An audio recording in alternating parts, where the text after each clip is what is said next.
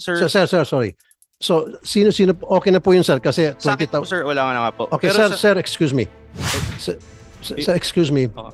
Excuse me, let me finish here, right? So, therefore, stop ka na muna. Kasi ganito po. Sir, sorry, sir. Okay. Ano-ano po mga pangalan? Ano-ano po mga unit? Ano mga position? Yung tumatanggap pa rin as of now ng below minimum?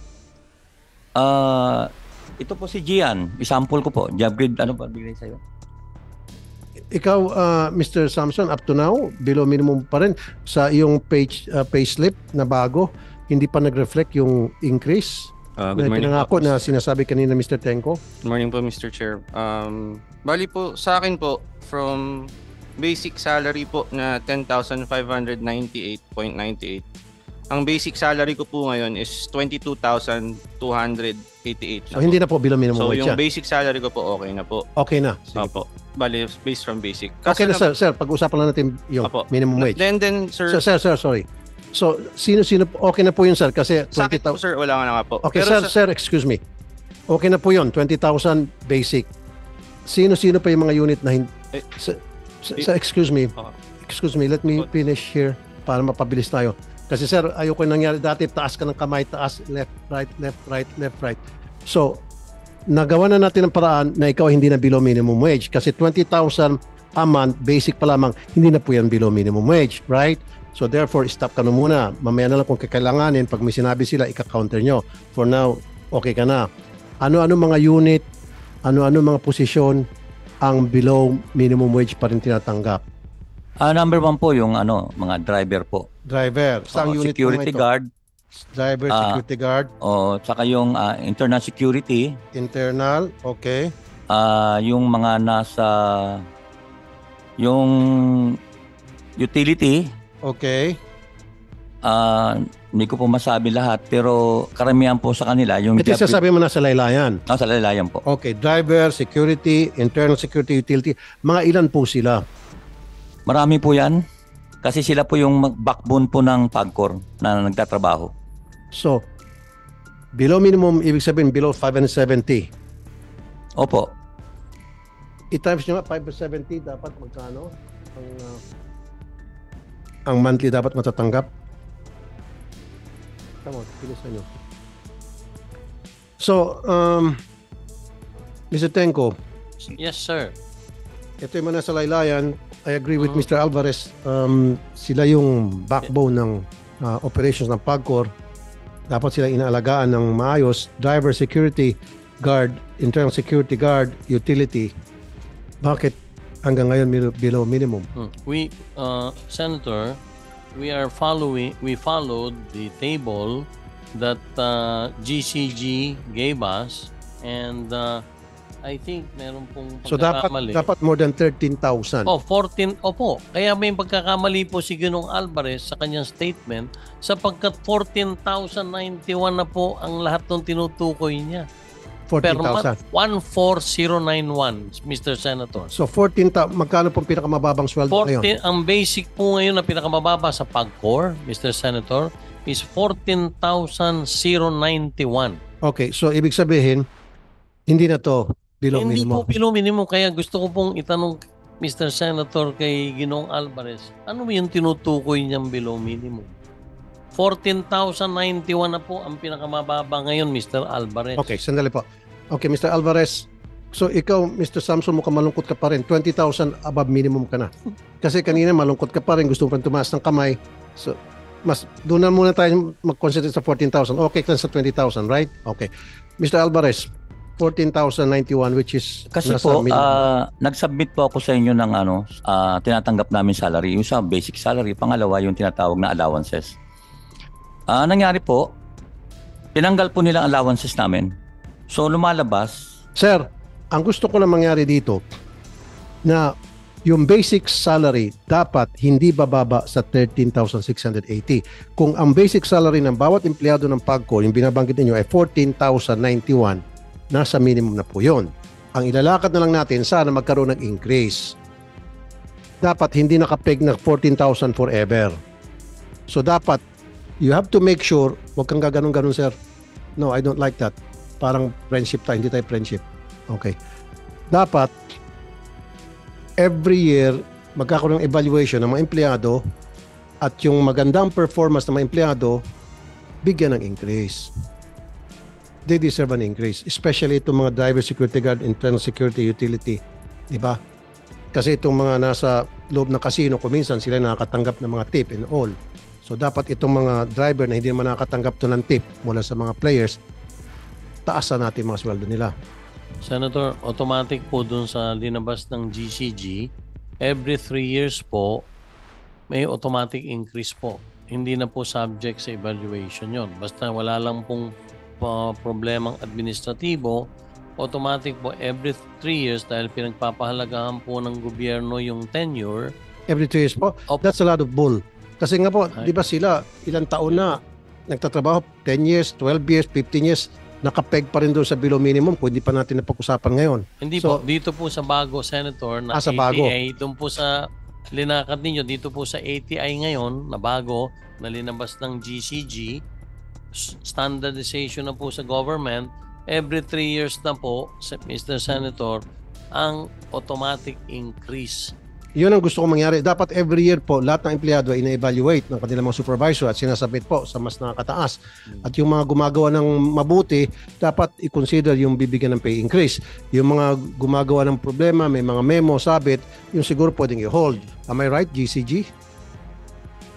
Tama po, Your Honor. Although sinabi na every 3 years, so yung automatic increase, in between those times, pwede naman silang... Pwede rin. Yes po. Lalo na kung nakita talagang well-performing yung isang empleyado, Yes po. pwedeng hindi nahintayin yung 1 year. Pwedeng on the spot. Di ba? Depende po sa policy ng GOCC po. Correct. So, ano po yung inaprubahan yung pay scale rate, GCG, para sa mga empleyado ng PAGCOR? Sir? Yung tinatawag na pay scale rate. Opo, in For accordance with each the... employee for every unit. Opo, in accordance with Executive Order number 150 po, which established the compensation and position classification system, meron na pong mga standardized pay scales for GOCCs. Okay. So, okay na tayo dun sa... Yes, sir. Mr. Alvarez. Pwede ho ba ako makahingi ng copy niyang sinasabi niyang CPCS rate? Kasi ang tagal na namin nire-request. Even sa GCG, nag-request ako niyan. Pero hanggang ngayon, hindi pa rin ako binibigyan ng copy. Para magkaroon naman kami ng comparison. At pangalawa, may tatanong din ako kay Chairman na GCG Chairman Corpus. Kung doon sa binigay nila, hindi ba kami allowed na mabigyan man lang ng step increment? Kasi lahat po kami, lalo na po itong wala po kaming step increment. Ibig sabihin, pare-parehas kami, luma ka o bago ka, pare-parehas kayo magsisimula sa step 1. Yun po ang problema namin ngayon. Wala po siyang seniority. Walang seniority. Walang Secretary of Tenure. Yeah, Mr. Corpus. Yung pong CPCS rates nasa website po ng GCG. Pwede rin po nilang i-access kung gusto nila. Nasa website daw po, Mr. Alvarez. Tapos yung step increment po na sinasabi. Na-check nyo na po, Mr. Alvarez, yung website nila. Hindi pa kasi iniisip ko kung ano ba nakalagay dyan. Hindi, kasi kung nasa website, sir, pwede nyo mang pumuntahan yun. Opo. Maliban na lang kung binubolan tayo nito, pakicheck nga sa website kung nandoon on the spot. Tingnan mo kung nandoon sa website. Kasi kung nandoon sa website, then titingnan nyo lang po doon sa website. At kapag nakita nyo na hindi sapat, mali-mali, then pwede ulit kayo bumalik sa amin. So, sir, okay. Mr. Chairman, ako pa humingi ng tawad. Minsan, nakakalimutan ko pa mag-address sa inyo bilang Mr. Chairman. No, okay lang po yes, sir. Doesn't matter to me. Go ahead po, Mr. Corpus. May tab po tungkol sa CPCS sa GCG website po. Ano po? Sige, pakibanggit na lang. Ano po pangalan ng website nyo? gcg.gov.ph po. gcg.com.ph. Okay. Meron, Mr. Alvarez, aware po kayo doon sa website? Aware po ako na mayroong pong ganun. Kaso nga lang, hindi ko malaman, wala akong comparison kung talagang yun ang binigay ng Hindi, ganito nga, PAGCOR. sir. So, you check that website first. Pag-aralan niyo po yung mga nilalaman yan, kausapin niyo po yung mga member ninyo. Kung sa tingin ninyo, mayroong mga pagkukulang doon, may mga hindi tama doon, then you come back to us and then we'll call another hearing again. Salamat po, Mr. Chairman. Gagawin ko po yun. Thank you, Mr. Alvarez. Now, let's go to the SSS and GSIS. Bilang mga government employees, entitled dapat, kasi ang government-owned corporation, GOCC, ay considered mga government employees, itong mga nagtatrabaho sa GOCC. Napansin ko na sila ay, napag-usapan natin dito, ay nasa SSS at hindi nasa GSIS. At sabi nyo po, tinatrabaho nyo na, pinag-aaralan nyo. Ano na pong status? Mr. Tenko? Nagkaroon na po ng isang town hall meeting kung saan dumalo ang mahigit 100 empleyado ng PAGCOR. Nandun po ang 2 kinatawan ng GSIS at meron pong kinatawan ng PAGCOR. Naganap po ito sa New Coast Hotel. At doon po nagkaroon ng question and answer. Mga katanungan po ng empleyado at katanungan po ng at pagsagot po ng mga taga-GSIS.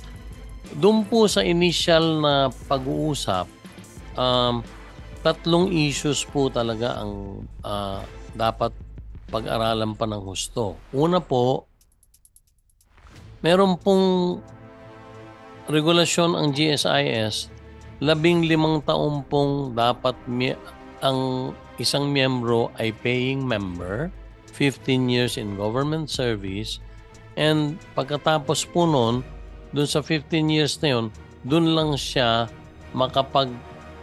makakukuha ng kanyang retirement benefits. Number 2, magko-compute po pag naibigay po ang datos magmula sa PAGCOR, magko-compute po ang GSIS kung magkano po ba talaga ang dapat na ibayad ng mga empleyado ng PAGCOR. Gayon din po kung magkano pa rin ang dapat ibayad naman ng PAGCOR.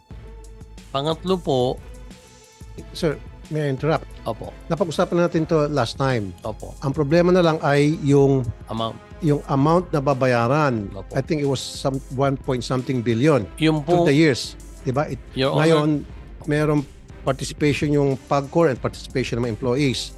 So, yung sharing, Opo. yun na lang pag-usapan. Pumayag, magkano po yung computation? Doon na lang tayo para mas opo, mabilis. yung po ngayon ang ipinakiusap na namin sa GSIS na magkaroon na po ng computation.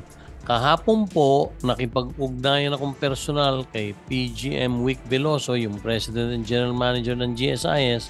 Sila po ay kaisa nating lahat, pati po yung mga empleyado, na gagawan po nila ng paraan na mabilisan nilang mailabas kung magkano yung mga computation. Meron din po mga datos na kailangan pa rin kami isubmit.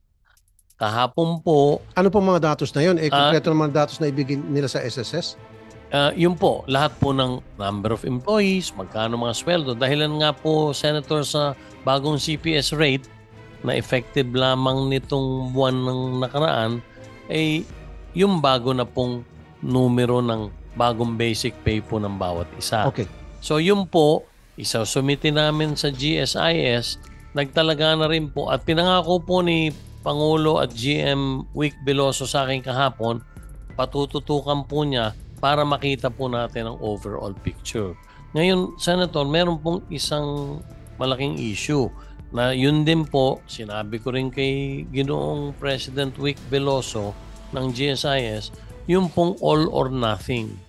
Dahil doon sa all or nothing po, hindi po pwedeng may matitira sa SSS, hindi din po may pwedeng yung iba nagbabayad sa GSIS. I understand.